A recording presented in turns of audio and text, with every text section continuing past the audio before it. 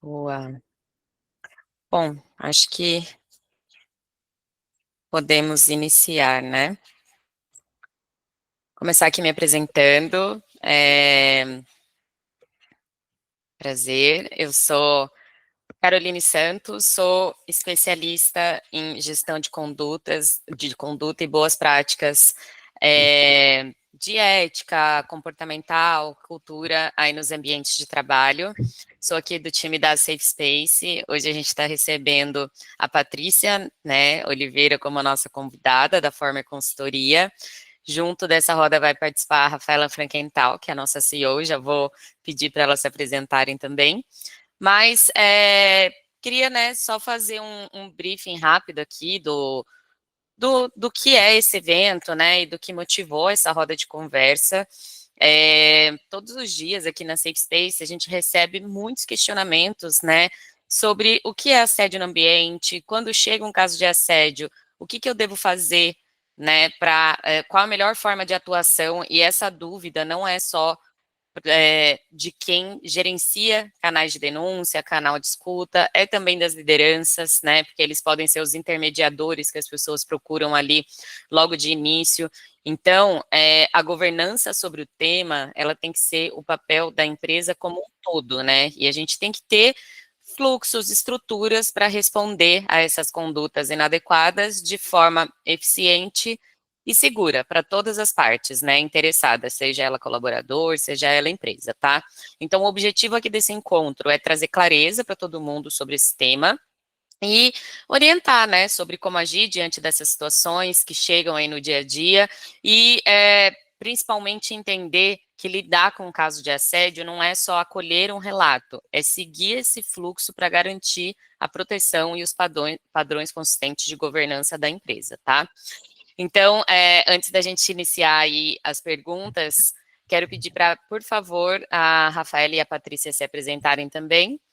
E vocês, pessoal, fiquem à vontade para se manifestar no chat, interagir com a gente e trazer suas perguntas depois, tá bom? Patrícia, quer começar, por favor? Obrigada, Carol. Meu nome é Patrícia Oliveira, eu sou consultora, especialista em gestão de pessoas, SSO, todas as questões de adequação à ANR, compliance, governança, e venho fazendo junto com a SAFE um trabalho de parceria para implantação de canal de ética nessa adequação da NR1 aí desde o início do ano. E a gente tem verificado muitas dúvidas realmente, né, das empresas, e às vezes quanto menor a empresa, mais dúvidas surgem. Então a gente está aqui nesse momento para poder tirar algumas das principais dúvidas que vieram de vocês, para que fique tudo o mais claro possível. Que é difícil, tem algumas coisas que realmente são difíceis. Boa, obrigada, Patrícia.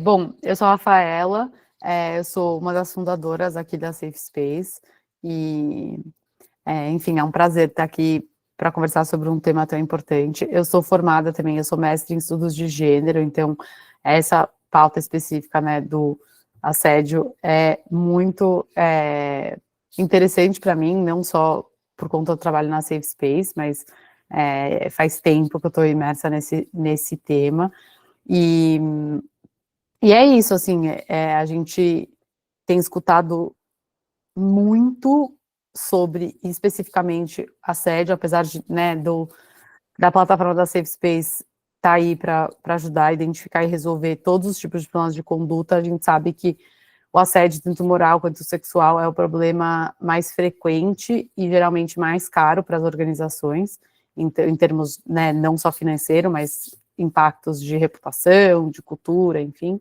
que se traduzem depois, né, no impacto financeiro. Então, vai ser muito legal também, além das perguntas, né, que a gente preparou, inclusive a gente trouxe algumas do webinar passado que a gente fez que não deu tempo de responder, mas sempre a parte mais interessante é ouvir vocês, então estou bem animada para a gente trocar ao vivo e responder as perguntas que vocês têm sobre o contexto específico da empresa de vocês.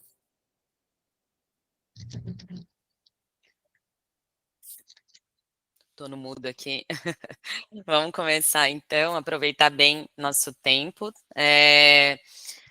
Primeira pergunta aqui, quando uma situação chega diretamente para o líder da equipe e ele vem pedir o apoio do RH para apoiar na apuração ou solucionar a situação sem considerar o canal de ética, como orientar esse líder?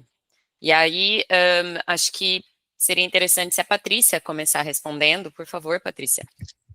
Claro.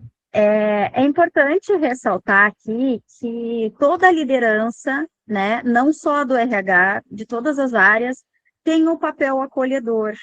Ela precisa acolher esse relato ou esse desabafo, ainda que de forma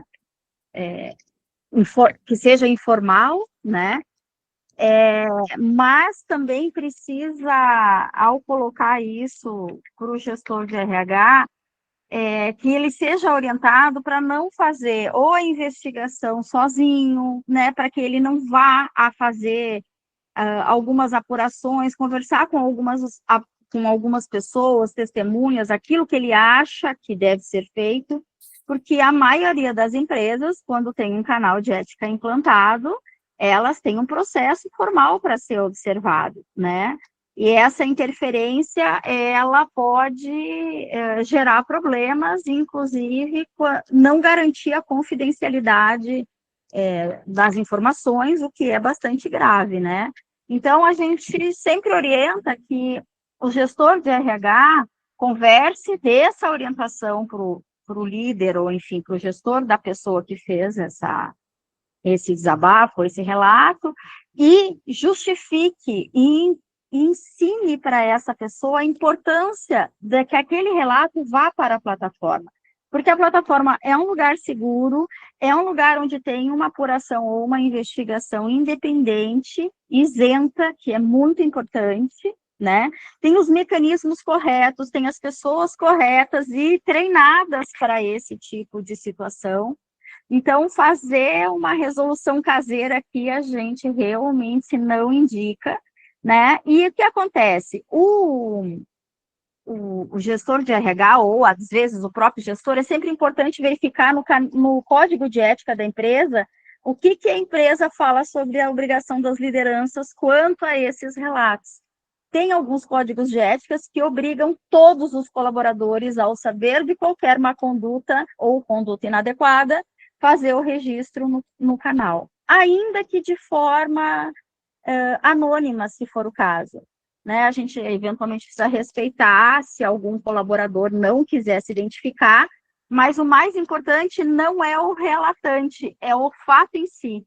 Porque esse colaborador pode não estar sofrendo qualquer que seja o problema sozinho, podem ter outras pessoas que estejam enfrentando o mesmo problema. Então, o importante é mostrar que o assunto em si, ele é da empresa, ele é da instituição. Então, ele precisa ser olhado como um todo e não de uma maneira isolada, apesar de que, eventualmente, possa começar por essa denúncia inicial, né? Perfeito. E por isso que é tão importante treinar as lideranças todas da empresa, primeiro em relação a assédio, né, tipo, o que é assédio, qual que é a diferença entre assédio e paquera, as pessoas não sabem, a gente tem que assumir que não é uma informação óbvia, tem muito tabu, né, tipo, é um comportamento que foi muito normalizado, então as pessoas confundem, as pessoas acham que não é tão grave, ou então, enfim, então assim, é muito importante treinar as pessoas sobre o tema, para que a liderança tenha segurança de entender, né, putz, aquilo que o meu liderado veio me falar é uma situação de assédio. E também é importante a liderança entender que a má conduta em geral, mas especificamente assédio, é um abuso de poder. Então ela tem que entender que o lugar que ela ocupa na organização não é neutro, né? Então, assim, que existe uma dificuldade da pessoa vir trazer o problema, então se ela chegou até a liderança é porque realmente provavelmente aquilo está incomodando muito, ela precisa entender que ela, né, como liderança, como a Patrícia falou, tem um papel de reportar isso internamente, então é muito importante esse treinamento para que a liderança entenda a causa do problema do assédio e qual que é o papel dela como liderança, em identificar o problema, resolver o problema, enfim, né, qual que é o papel dela no processo que já foi determinado ali pela empresa. Então, é muito importante falar sobre isso, treinar todo mundo, né, periodicamente, porque não adianta nada você ter os processos se as pessoas não sabem como funciona. Então, a liderança, ela tem que ser um embaixador do programa de ética, né, então ele precisa entender como funciona, isso é uma parte essencial. E, Rafa, desculpa só, Carol, mais um complemento. Sim. As pessoas tendem esse viés da informalidade, né? E quando você vai apurar internamente, sozinho, né, na sua equipe, você fragiliza o denunciante, porque se ele não quer se identificar, não só a plataforma, mas a empresa, que é dona do processo, ela precisa garantir esse sigilo, né? Então, investigações assim informais não são indicadas nesse caso. Boa, boa. E, né, só fazendo aqui um arremate final, quando a gente está falando de governança da empresa, né, dos processos de governança, a liderança é diretamente responsável pelo cargo que ela ocupa, né, e isso tem um peso também com relação a a tudo que influencia esse processo, como vocês já disseram, mas inclusive numa esfera jurídica, né? Então a liderança ela nem pode ser neutra, quanto ela também precisa ser a multiplicadora da boa conduta ali no ambiente. Então é bem importante que essa liderança sempre esteja atenta e comprometida a seguir o fluxo da melhor forma possível. Vou partir aqui para a segunda pergunta. Estou até aproveitando e colocando aqui a cópia delas no chat para ficar mais claro para o nosso público, né? Qual que é o procedimento para formalizar uma denúncia de assédio moral e sexual dentro da empresa? E aí, Patrícia, convido novamente você para iniciar aí essa resposta. Primeiro é realmente utilizar o canal para isso, né? Fazer o registro dessas informações.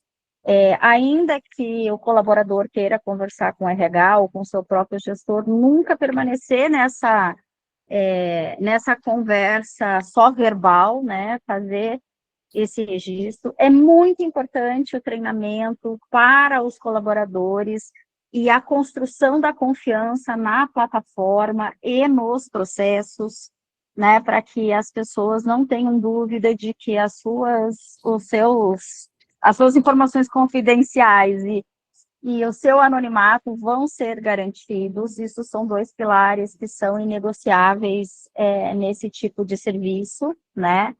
Coletar algumas informações mínimas, né, se for a pessoa que vai fazer o registro ou eventualmente o próprio gestor, tipo, pessoas envolvidas, onde aconteceu, qual foi a data, se teve mais de um episódio, porque a recorrência em caso de assédio, elas são extremamente significativas, né, a gente não pode deixar essas questões crescerem, porque eventualmente isso pode perder o controle, né, e aí vai para uma outra esfera, que é uma esfera fora da empresa, né, que é a esfera da polícia, porque assédio é crime, e aí isso pode prejudicar a imagem da instituição.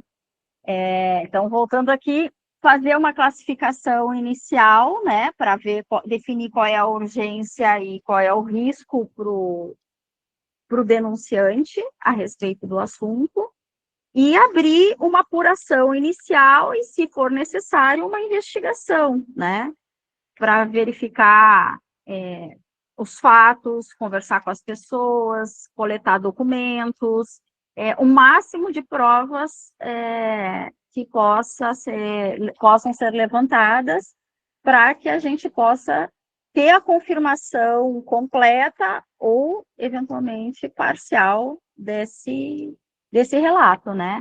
E encaminhar isso para um comitê de ética que precisa ser independente, para uma decisão, né, sobre o que vai ser feito sobre o assunto, e também uma boa metodologia aqui é enviar para o comitê de forma anônima, né, a gente não revela, porque não adianta, quanto menor a empresa também, as pessoas são muito próximas, né, e quando você coloca, vamos imaginar, gestor 1, colaborador 2, e, né, coloca dessa maneira, sem identificar os nomes, as decisões costumam ser mais assertivas, né?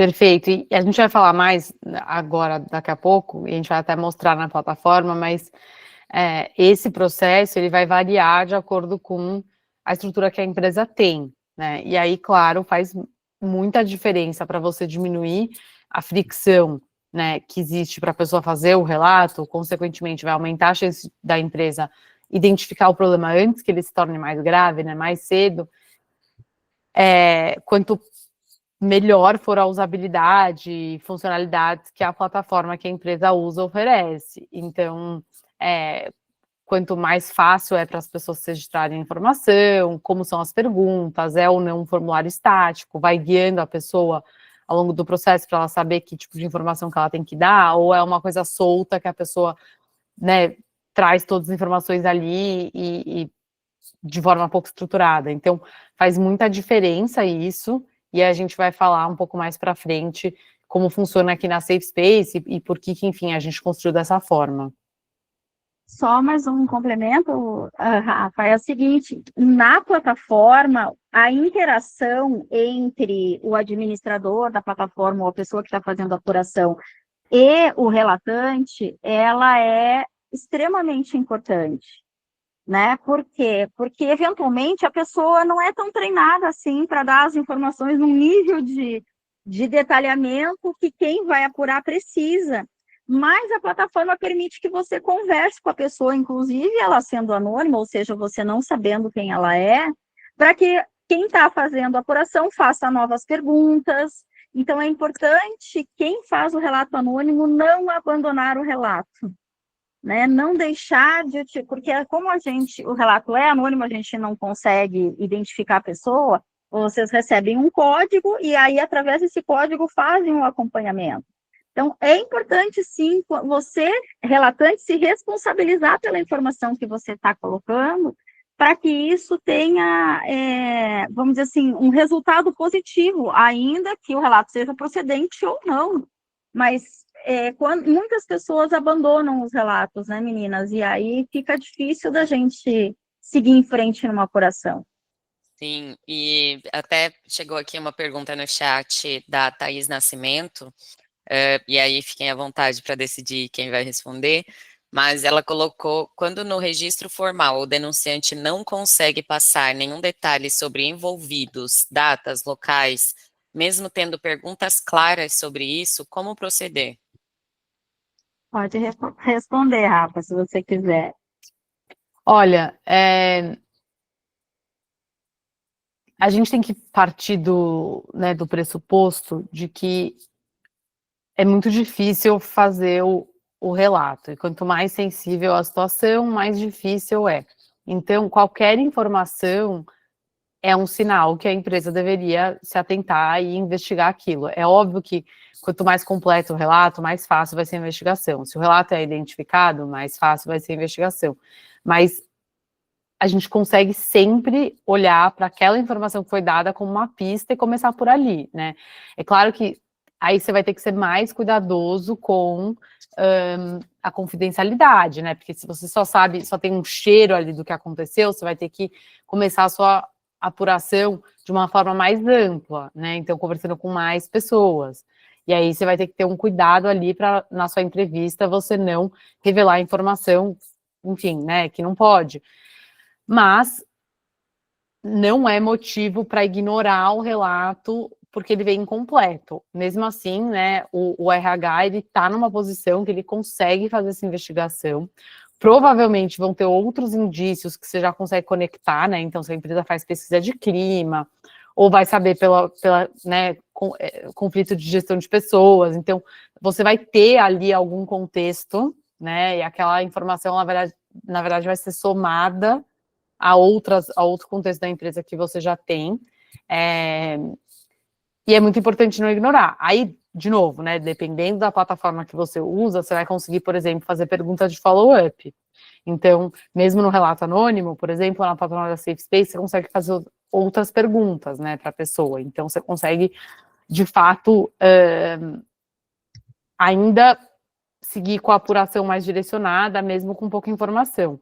Então, assim, cada caso é um caso, mas de forma geral, não é para ignorar o relato, porque muito provavelmente o fato que a pessoa trouxe pouca informação é justamente um sinal de que ela está com medo de sofrer retaliação, ou ela não sabe direito, né, assim, o direito dela, ou o que vai acontecer depois. Então, aquilo, na verdade, é um sintoma maior, né, de um problema maior ainda. Então, é muito importante se atentar a isso e não descartar simplesmente porque está incompleto. Só completando, Rafa, também tem duas situações que são muito importantes que a gente precisa observar nessas situações onde não se tem muita informação. Primeiro é justamente o que a Rafa falou, de que pode ser um problema muito maior, pode ser um problema de total falta de confiança nos procedimentos da empresa, mas, por outro lado, pode sim ser uma pessoa tentando utilizar a plataforma para prejudicar outra. Ou seja, fazer a retaliação através da plataforma, porque ela até pode ter sofrido qualquer assédio, mas ela quer que quem fez o assédio nela seja demitido. E isso não é uma prerrogativa do colaborador, né? Existem pessoas treinadas, pessoas capacitadas para tomar as decisões em relação ao que está escrito no Código de Ética. A gente precisa seguir aquela lista, vamos dizer assim, de sanções a serem aplicadas. Existe uma hierarquia nas sanções, né? A plataforma tem o objetivo inicial de ser mais educativa do que punitiva. É fato que, se houver muita recorrência, as coisas tomam uma outra, né, uma outra imagem, uma outra instância de aplicação de sanções. Então, o mais importante nesses relatos, como a Rafa disse, é não abandonar e prestar muita atenção, começar a observar, porque alguma coisa tem por trás dessa informação, seja ela a dificuldade do relatante, porque sente muito medo, porque sente vergonha, ou seja, alguém tentando se aproveitar da situação, porque sim, existem relatos que não são procedentes. Perfeito. Boa, obrigada, Thaís, aí pela pergunta, e é isso mesmo, pessoal, fiquem à vontade aí para trazer outras, tá? Vou, então, avançar aqui para a terceira. Quando um colaborador procura o RH apenas para desabafar, sem querer registrar formalmente o caso de assédio, o RH deve abrir a formalização mesmo assim? Como equilibrar sigilo, proteção e obrigações legais? Acho que pode ser legal você começar também, Patrícia, por favor. Tá, joia. Bom, o RH, ele tem essa obrigação de fazer o registro dessas informações. O que ele precisa é pedir autorização para a pessoa para identificá-la e, caso ela não forneça, fazer um relato anônimo. A gente precisa respeitar a opção, vamos dizer assim, daquela pessoa que está fazendo a queixa, a reclamação, seja o que for. Mas é sempre importante, de novo, o papel educativo do RH, dele informar o colaborador que esse não é um assunto pessoal, ele é um assunto institucional, né? Ou seja, o problema de assédio é da instituição e não somente do colaborador. Ele pode ser uma pessoa, mas podem ter outras que estejam sofrendo do mesmo problema, inclusive com o mesmo relatado, né? Com o mesmo denunciado. Então, esse é um papel educativo, né, gente? Essa questão das plataformas de canal de ética, tudo, tá sendo para a maioria das empresas um aprendizado ainda. Então, o RH tem um papel fundamental de fazer com que essa confiança seja construída e não pode falhar, né? Tem esse detalhe. Isso é muito, muito importante. E ele vai ser... Oh, desculpa, pode falar. Imagina, não, o que eu ia falar, achei que você tinha terminado, Patrícia, não, mas pode assim, falar. Geralmente a pessoa coloca como um desabafo, porque é um jeito também dela se proteger, então ela tá com medo de usar o termo assédio, porque talvez ela não tenha confiança, ela não sabe exatamente se foi ou não um assédio, ou então o que acontece muitas vezes é ela gosta da pessoa que está incomodando ela, ou não quer que a pessoa seja demitida, então mas ao mesmo tempo ela quer, então assim, ela está numa saia justa, então uma saída que ela pensa é, putz, eu vou falar disso, mas eu não vou criar um climão, sabe, eu não vou criar um mega negócio, então eu vou levar como um desabafo, meio para sentir o terreno também, e daí ela vai sentir a reação do RH, então é importante para gerar confiança, tipo, o RH ser firme nessa hora, entendeu? E não falar, então se foi um desabafo, então tá, não.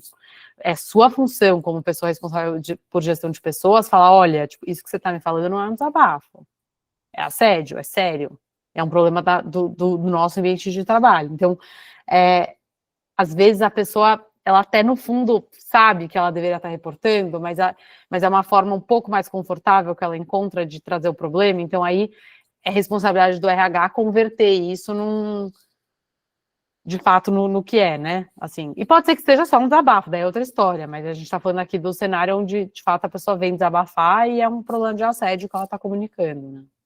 Pode registrar como um relato de preocupação, né, Rafa?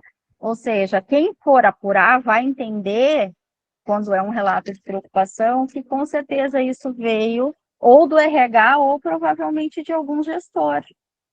Fica mais fácil, inclusive, de entender que também, eventualmente, a pessoa não será identificada e talvez não existam tantas informações iniciais, vamos dizer assim, né? Que precisa dedicar mais atenção e solicitar outras informações e, eventualmente, abordar uma metodologia mais ampla, né? Não ser... Porque quando a gente resolve fazer algumas apurações diretamente numa área onde imagina-se como quando o relatado está identificado, a gente tem que tomar um cuidado para não fragilizar o processo, né? Porque quem investiga tem método, Sim. né? E às vezes a gente bota outros exemplos numa abordagem que é para justamente como você falou, né, Rafa, não dar nenhuma informação que dê ao denunciado a condição de identificar quem foi que denunciou ele, que isso é muito importante.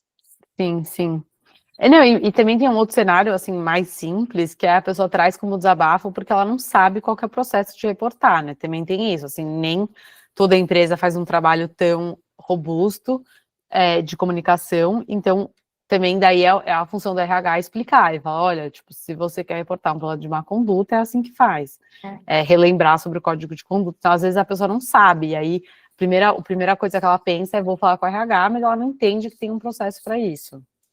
E o gestor de RH, ele é o parceiro da Sônia, né, dentro das empresas. Porque às vezes a pessoa não sabe nem se que aquilo é um assédio, ela sabe que é um desconforto enorme, mas ela não sabe denominar. Então, quando tem a Sônia para ajudar, fica ótimo, né? Fica muito mais simples. Mas, eventualmente, em caso que não tenha, tem o gestor. E acho que é legal deixar todo mundo aqui na mesma página, porque eu vi que tem participantes aqui que não são clientes Safe Space. A Sônia é a nossa agente dentro do canal de denúncias e escuta da Safe Space. Então, ela é a inteligência da Safe Space que ajuda, né, na orientação, no acolhimento e na clareza daquele relato. Ela consegue, inclusive, colocar, né, para o gestor do canal de denúncias o que é dentro ou não da escopo do escopo do programa de ética e conduta daquela empresa. O que não for, entra num fluxo de insatisfações e reclamações, e mesmo assim, a empresa não deixa de ter a visibilidade daquela manifestação. E aí, para passar para a próxima pergunta, eu só gostaria de complementar um ponto que a Rafaela trouxe, que às vezes aquela pessoa ela não quer reportar, né, de um jeito mais duro, porque de alguma forma ela tem um carinho pelaquela pessoa que cometeu o problema, ela, né, enxerga que ela é uma pessoa de boa índole, mas está cometendo atos que não são legais, né, e a gente sabe que problema de assédio é um problema estrutural. Então, por isso também que é importante, quando a gente tem um mecanismo de escuta e denúncias, a forma como a gente posiciona ele. Aqui na Safe Space a gente fala muito sobre essas ferramentas, elas serem aliadas do programa de ética e conduta e cultura ali da empresa. Como? A gente desmistificar ela, tirar o tabu, que canal de denúncias carrega o peso da palavra denúncia. E muitas vezes a pessoa quer trazer o desconforto. Se ela se sentir constrangida de levar ela esse problema, né, diretamente para o RH, ela precisa ter um canal, e aí ela vai pensar, putz, mas eu não queria fazer uma denúncia, eu queria apontar uma situação desconfortável que está ocorrendo. Então, aquela pessoa, manifesta aquilo e cabe ao time que é treinado, capacitado, né, tudo que a gente já explicou aqui de fluxos de atuação, identificar que aquilo é um potencial risco, tá? Então, é muito importante o como a gente posiciona essas ferramentas dentro da empresa. E não tenham medo de volume dentro dessas ferramentas, tenham medo de serem surdos de si, de não ter um espaço de escuta ativo, tá? Indo aqui para a minha quarta pergunta, se o assédio é praticado por um colaborador terceirizado, qual é o fluxo correto? A empresa contratante deve apurar ou deve acionar apenas a empresa terceirizada? Patrícia, acho que é legal também você iniciar essa resposta, porque acredito que apareça muito isso dentro da sua consultoria, né? Esse tipo de questionamento. No dia a dia, isso acontece bastante. É importante a gente entender aqui que a gente tem uma empresa responsável pelo ambiente de trabalho e outra pelo vínculo contratual, né? E nesse caso, a gente não pode excluir nenhuma das duas. A empresa que é responsável pelo ambiente de trabalho precisa, sim, acolher esse relato, fazer a apuração, se necessário, investigar, mas é importante, sim, comunicar à empresa do colaborador terceiro, né, informar que houve uma situação desse tipo, mas o mais importante é que, assim, a empresa, ela precisa proteger os seus colaboradores. E aí, quando a gente tem um terceiro trabalhando dentro da nossa empresa, apesar do vínculo empregatício ser com outra, ele acaba fazendo parte da equipe, né? Ainda mais se for alguém que trabalha todos os dias, 8 horas por dia. Então, fica um pouco difícil na prática de desvincular o terceiro como um membro da equipe. Não dá para dizer, porque senão é até discriminatório isso, inclusive. Então, o que acontece? Porém, conforme a gravidade da situação, tem alguns casos que eu já acompanhei que foi necessário afastar esse terceiro do ambiente.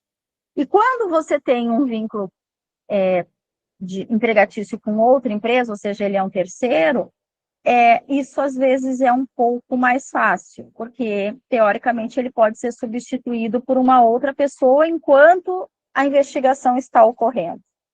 Quando é necessário afastar alguém da própria empresa, ou seja, a empresa é responsável pelo ambiente de trabalho e responsável pelo vínculo empregatício também, é um pouco mais difícil de você fazer isso e de gerenciar as consequências disso tudo. Mas, eventualmente, é necessário fazer esse afastamento, né? Se já tiver muito evidenciado, vamos imaginar que seja um assédio sexual, né? Você precisa proteger a pessoa relatante desse convívio diário, ainda mais se essas ações já têm uma certa repetição ou recorrência, né? Perfeito. Boa. Rafa, quer complementar? Não, acho que é isso que a Patrícia falou, não tem muito mais para complementar, não. Perfeito.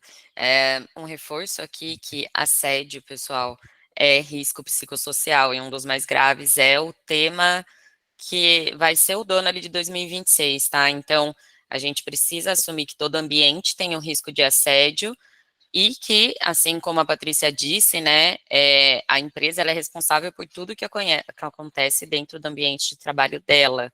Então, a gente precisa, de fato, se atentar a quais vão ser os mecanismos ali de prevenção desse risco, tá?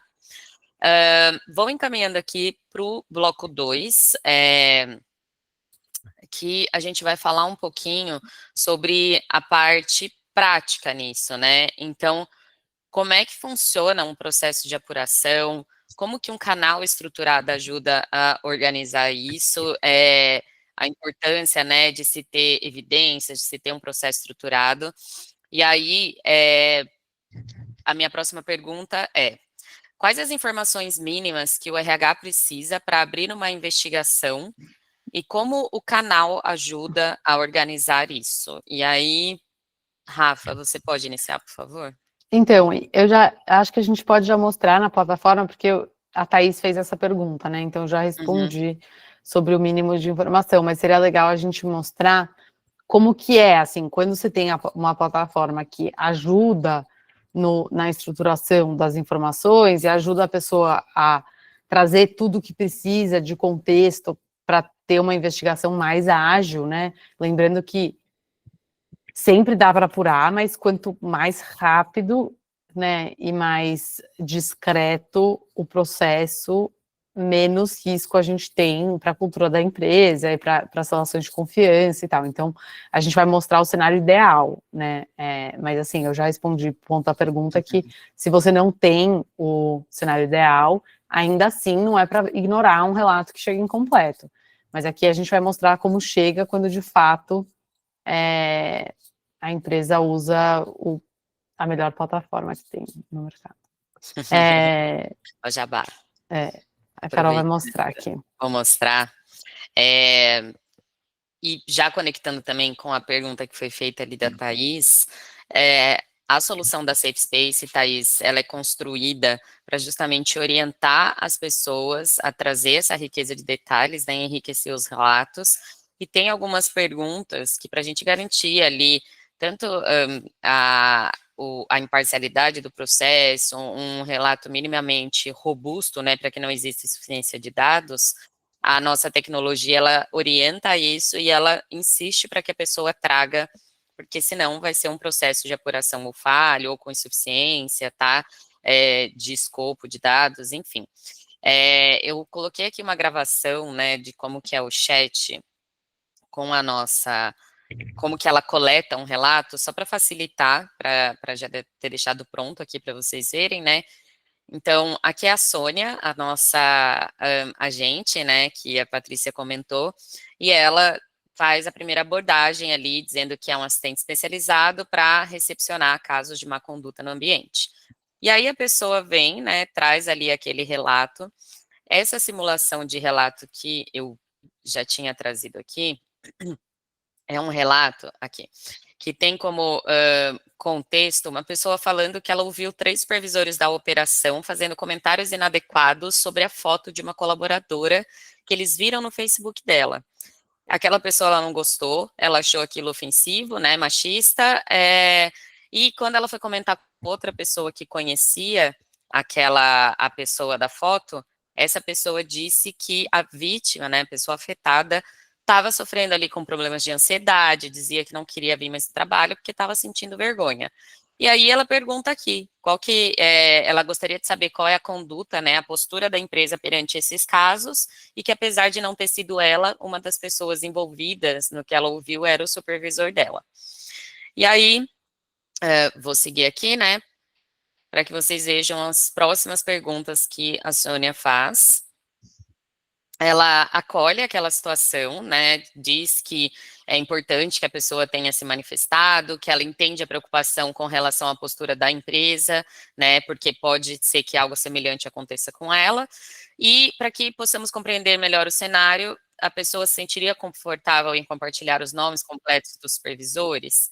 E aí eu venho e respondo que sim. Então vejam que é uma conversa bem fluida, né, não existe o risco da pessoa ler aquela pergunta de forma genérica, conseguir pular, não entender, ela tem a clareza de que ela precisa responder esses questionamentos para que aquele relato vá em frente. Então, aqui, né, simulei o nome dos supervisores. Aí ela agradece pelo compartilhamento, pergunta aqui se sabe se foi a primeira vez que ocorreu ou não, e aí o relatante responde que entende que aconteceu outras vezes, pois a pessoa já estava ali sofrendo, né, com ansiedade, já estava envergonhada. E aí aqui, por fim, a Sônia pergunta se aquela pessoa ela quer formalizar o relato, né? E aí, quando a pessoa responde que sim, ela é levada ao formulário para fazer os complementos necessários. Já tem ali algumas respostas pré-definidas, de acordo com o que foi coletado no relato. Tem um termômetro de impacto do quanto aquilo está causando um desconforto para ela ali no ambiente, né? Questões emocionais, risco psicossocial. E aí ela vai finalizar aquele relato, a Sônia enriqueceu, organizou as informações e então não chega para vocês desestruturado.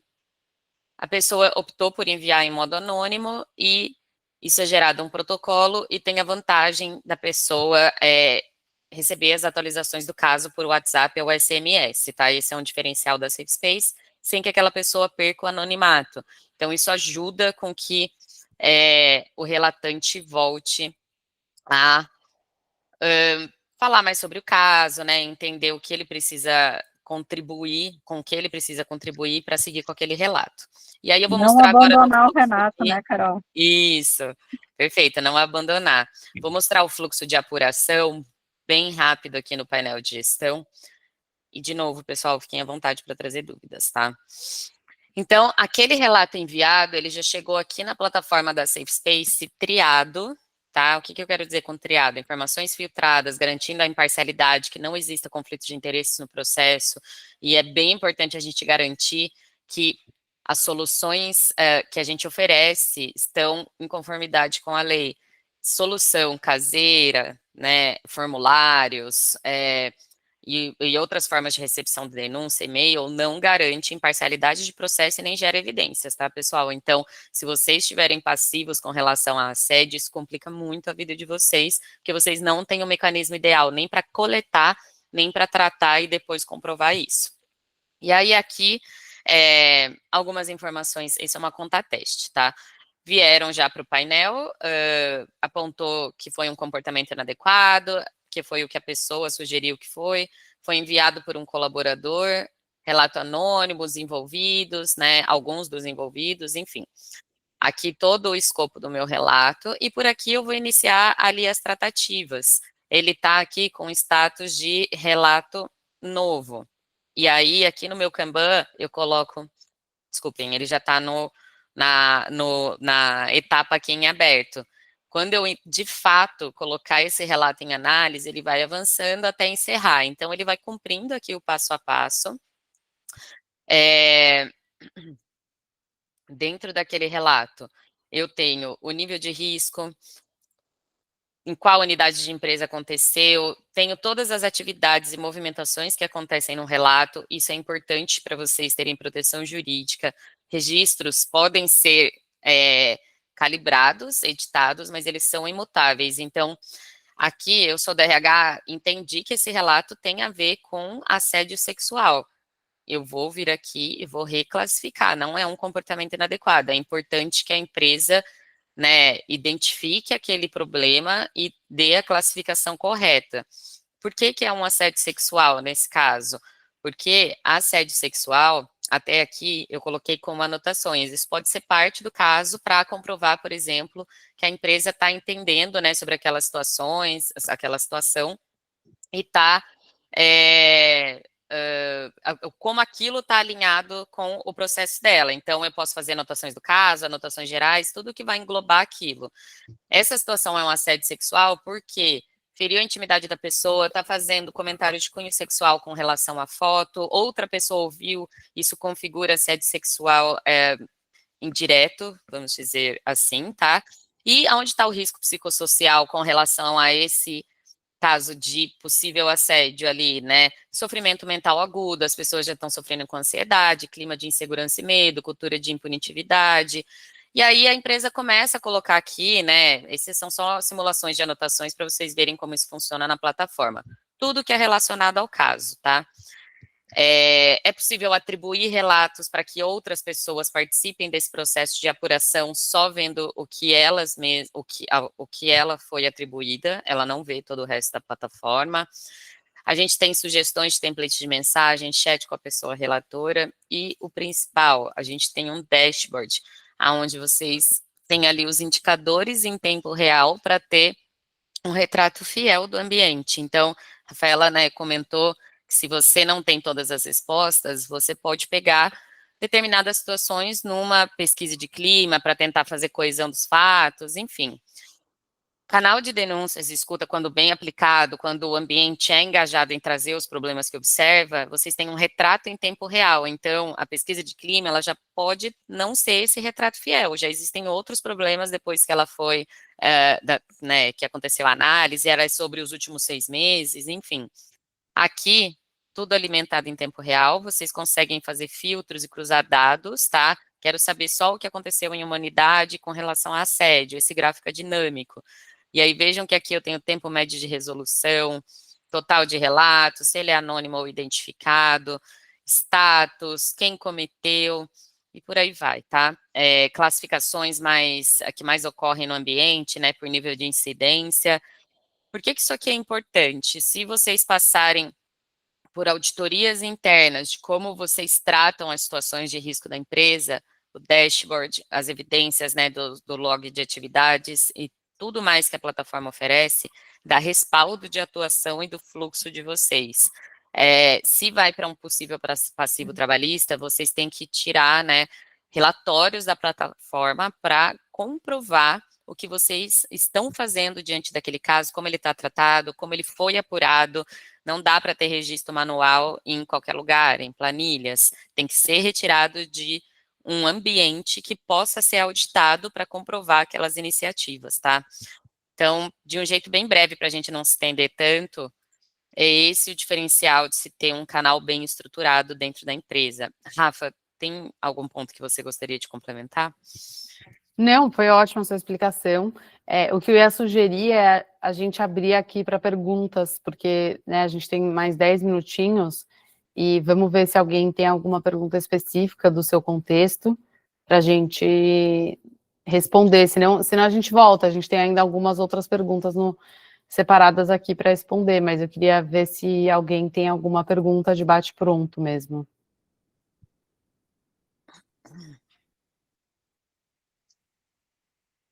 Ô, pessoal, não fiquem tímidos.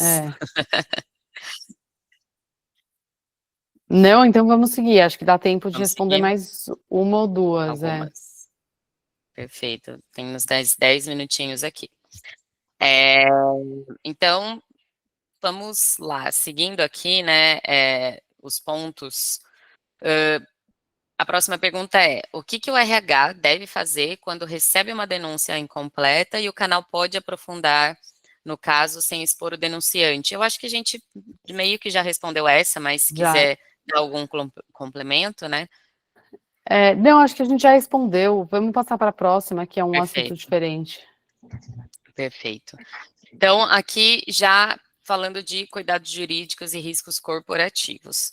Quais os cuidados devem ser adotados nas atualizações ao denunciante para informar o andamento de uma apuração, sem que a comunicação seja interpretada como admissão de responsabilidade em futura ação trabalhista? Pergunta 7. Eu vou responder aqui, Patrícia, daí você me complementa, tá? Mas assim, primeiro ponto é que não tem como a gente evitar, né, 100% o processo trabalhista numa situação de má conduta. Tipo, isso, né, é o primeiro ponto. A gente vai fazer o nosso melhor para proteger as pessoas envolvidas e a organização, mas o risco existe porque o fato aconteceu, né? Então, enfim, isso é o primeiro ponto. Aí, em relação a responder o denunciante, a gente sempre fala aqui na Safe Space que quanto mais rápido você dá uma resposta inicial, melhor, porque isso gera confiança. Então, pensa que a pessoa está, né, abatida, ela está com medo, ela deve ter demorado para tomar coragem, para fazer a denúncia. Então, ela receber, né, um ok, estamos olhando, já é um mega conforto. Então, assim, a empresa não vai responder com nenhum tipo de juízo de valor, decisão, nada. Mas só de você falar que você recebeu e que o processo de apuração começou, já dá confiança para a pessoa. Então, isso deve ser feito nas primeiras 24 horas, se possível. Então, assim, né, é a boa prática que a gente passa para os nossos clientes. Aí, quanta informação você pode dar para a pessoa sobre o processo de apuração? Praticamente nenhuma, né? Então, você vai atualizar ela em relação ao processo. Então, estamos andando com o processo. Aí, se estiver demorando, você pode mandar uma outra mensagem, tipo, olha, desculpa, eu sei que é uma situação sensível, a gente está fazendo o nosso melhor, continuamos no processo de apuração. Então, assim, Você não vai abrir, com quem que você falou, em que pé que tá com comitê ou não, tipo, isso não. Mas mostrar para a pessoa que você não esqueceu, né, e que um processo está acontecendo é super importante. Tem um detalhe que eu acho que ajuda muito, porque é fato que o relatante ele quer saber qual é o desfecho final. E a gente tem a obrigação de garantir o sigilo sobre isso, né? Então, quando a gente finaliza, vamos dizer assim, as apurações, independente delas terem sido procedentes ou não, ou parcialmente, nos meus clientes a gente sempre costuma dizer que as medidas necessárias, quando cabíveis, elas vão ser aplicadas. E que existe, sim, um comitê de ética que é responsável por seguir todas as orientações, não só da política do próprio canal de ética, que é importante existir essa política de funcionamento, como do próprio código de ética, que é a carta magna da ética dentro das empresas, né? Então, você dizer para a pessoa que sim, vai ser cumprido o que nós aqui legislamos e temos esse poder, né? Fora o que está na lei, aquelas decisões que são da empresa, que a gente sim vai cumprir com aquilo que nós mesmos estabelecemos como medidas, porque essas medidas cabíveis, elas podem ser educativas. Vamos imaginar que seja um assédio moral e a pessoa fala muito grosseiramente, é muito estúpida. Uma primeira medida cabível pode ser um curso de comunicação não violenta, não é a demissão sumária da pessoa, né? Então, é importante a gente tomar esse cuidado, porque muita gente pensa, eu tenho acompanhado isso, eu nem pensava que essas pessoas avaliavam dessa forma, que tudo tem que ser demissão por justa causa. E a gente precisa tomar um cuidado enorme, porque nem tudo é passível de demissão por justa causa.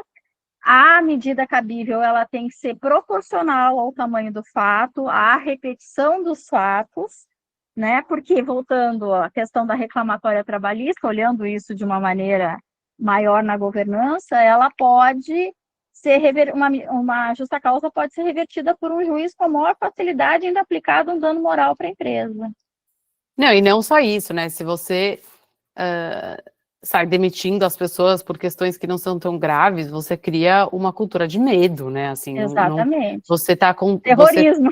Exato, você também estraga as relações de confiança, porque a gente sabe que muitas questões de má conduta as pessoas fazem sem intenção, e daí isso não quer dizer que não aconteceu, mas assim, você tem que dar uma chance para a pessoa reparar, você tem que dar uma chance para a pessoa aprender, né? Quem nunca, por exemplo, fez um comentário discriminatório e depois, né, outra pessoa corrigiu e você fala, nossa, é verdade, eu não tinha percebido, a gente vive numa sociedade desigual, vários comportamentos são normalizados e foram por muito tempo. Se a gente sair demitindo todo mundo que, né, assim, erra uma vez, não vai sobrar ninguém e a gente vai criar uma cultura de medo muito difícil de reverter. Então, esse também é o ponto, né? A demissão, ela é a última instância e ela tem que ser tratada como última instância.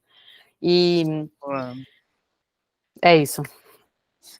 Eu tenho uma última pergunta aqui, que eu diria que é a pergunta de milhões, é a que povoa a cabeça de todo mundo, e a gente tem 4 minutinhos para responder ela.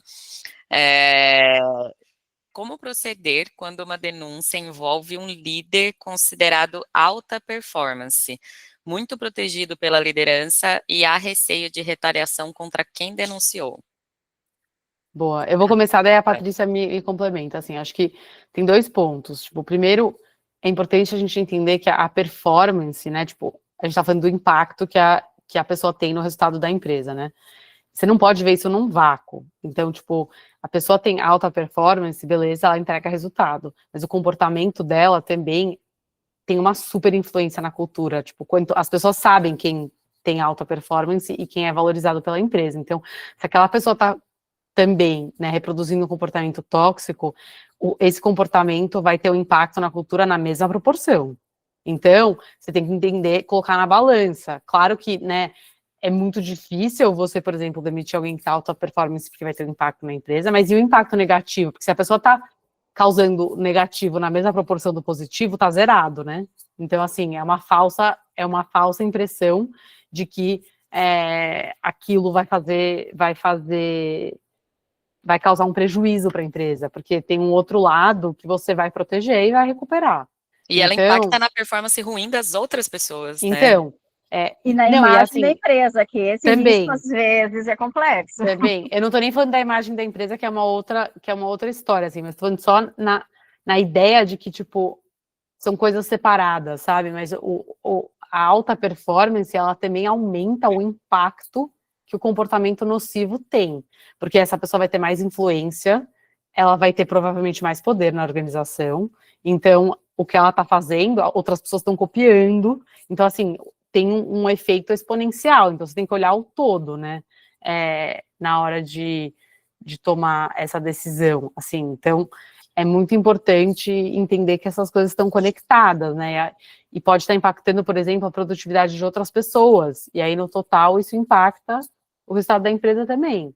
Então, não dá para olhar isso num vácuo, fora que tem esse outro ponto que a Patrícia mencionou, que é sobre reputação da empresa. Então, essa pessoa ela tem alta performance, mas que imagem que ela passa? Ela representa a empresa. Então, ela pode ter um comportamento tóxico com o cliente, com o fornecedor.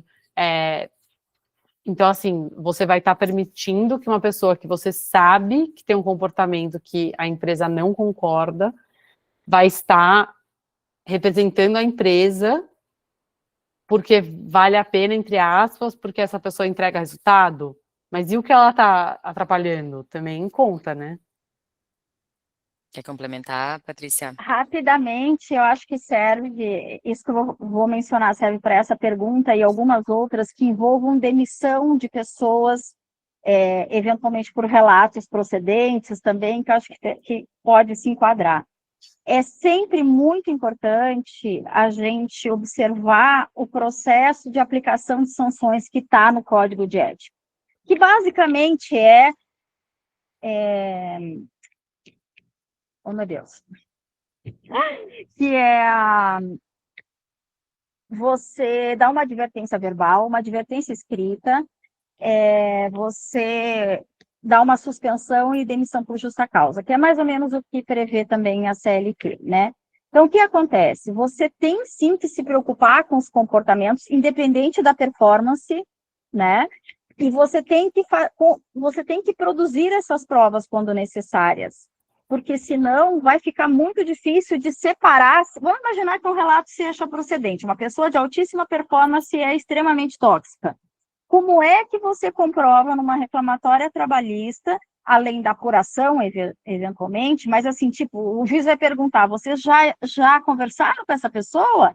Já deram feedback para ela? Né? Já afastaram ela educativamente para ela entender que não está legal?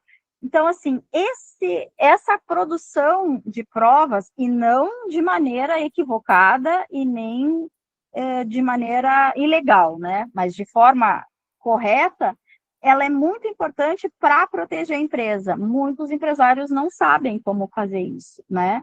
E é como a Rafa falou, uma coisa é uma coisa, outra coisa é outra coisa. A gente não pode misturar performance com comportamento. Se o comportamento não é bom, ele precisa ser educado, ele precisa seguir todas essas sanções aplicáveis aí para que a empresa corra menos risco. Perfeito.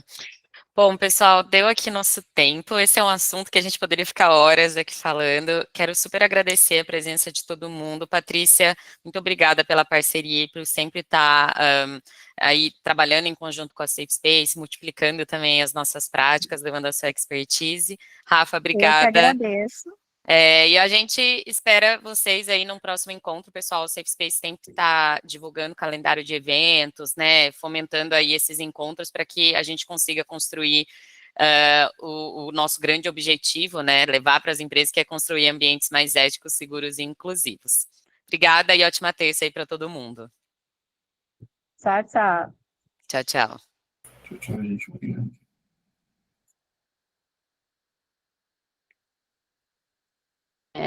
Podem falar comigo no LinkedIn também, eu tenho, né, usado bastante a rede para falar sobre o tema, então, enfim, vamos manter essa rede de troca, porque é um tema muito importante.